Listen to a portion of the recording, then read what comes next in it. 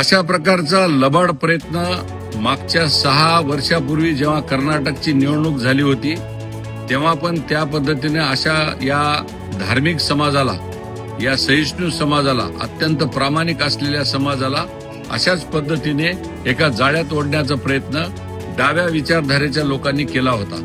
त्यावेळेसच तिथल्या संपूर्ण लिंगायत समाजाने त्यांना चपराक देऊन पूर्णपणे हिंदुत्ववादी असलेल्या सरकारच्या पाठीशी स्वतःचं बळ उभं केलं होतं। अशा प्रकारचा लबाड प्रयत्न मागच्या 6 वर्षापूर्वी जेव्हा कर्नाटकची निवडणूक झाली होती तेव्हा पण त्या पद्धतीने अशा या धार्मिक समाजाला, या सहिष्णू समाजाला, अत्यंत प्रामाणिक असलेल्या समाजाला अशाच पद्धतीने एका जाळ्यात ओढण्याचा प्रयत्न डाव्या विचारधारेच्या लोकांनी केला होता। त्यावेळेसच तिथल्या संपूर्ण लिंगायत समाजाने त्यांना चपराक देऊन पूर्णपणे हिंदुत्ववादी असलेल्या सरकारच्या पाठीशी स्वतःचं बळ उभं केलं होतं। खरं तर मला याच्यामध्ये राजकारण आणायचं नाहीये। लिंगायत समाज हा हिंदू धर्माचा अविभाज्य घटक आहे, कारण गेल्या अनेक वर्षापासून वीरशैवांची ही संस्कृती आमची शैव संस्कृती आहे।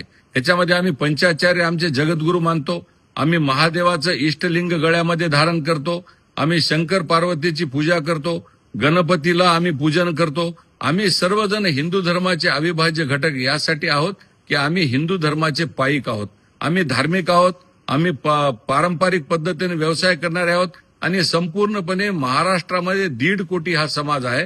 कर्नाटक, तेलंगणा, तमिळनाडू, केरळ, संपूर्ण दक्षिण भारतामध्ये असलेल्या या हिंदुत्ववादी लिंगायत समाजाला हिंदू धर्मापासून वेगळं करण्याचं एक मोठ्या प्रकारचं षडयंत्र डाव्या शक्ती करतायत आणि त्याला वेळोवेळी लिंगायत समाजाने उत्तर पण दिलेलं आहे।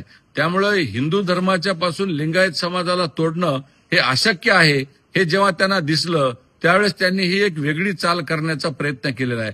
मी राज्यसभा खासदार झाल्याच्या नंतर भक्तीस्थळ ते शक्तीस्थळ यात्रा करून 16 जिल्ह्यांमध्ये संपूर्णपणे जिथे आमचा लिंगायत समाज आहे त्या भागामध्ये जाऊन त्या सगळ्या लिंगायत समाजाला आशीर्वाद घेतला। त्या लिंगायत समाजाने स्वतःहून सांगितलं की आम्ही हिंदू धर्मातले आहोत आणि आम्ही हिंदू धर्मातच राहणार आहोत। त्यामुळे या हिंदू धर्माचा आम्हाला अभिमान आहे। लिंगायत समाज हा हिंदू धर्माचा अविभाज्य घटक यामुळे आहे कारण आम्ही हिंदू तत्वज्ञान, आम्ही हिंदू विचार, हिंदू संस्कृती, हिंदू परंपराचे आम्ही पाईक आहोत आणि सगळ्यात जास्त दक्षिण भारतामध्ये लिंगायत समाज या संस्कृतीच्या पूर्णपणे समरस झालेला आहे आणि या संस्कृतीपासून तोडणं ही अशक्य गोष्ट आहे। फक्त एवढंच एक शेवटी सांगतो की कर्नाटकाच्या मुख्यमंत्री सिद्धरामय्या यांनी राष्ट्रीय बसव पुरस्कार एका नक्षलवादी आनंद तेलतुंबडेला का दिला हा प्रश्न मला त्यांना विचारायचा आहे। याचाच अर्थ नक्षलवादी चळवळीला लिंगायत समाजाच्या सर्वश्रेष्ठ आमच्या धर्मगुरूला जोडून त्यांनी आमच्या लिंगायत समाजाचा खूप मोठा अपमान केलेला आहे। त्या सिद्धरामय्याला जाऊन विचारा की लिंगायत समाज हा हिंदू धर्माचा अविभाज्य घटक आहे आणि तो घटकच राहणार आहे।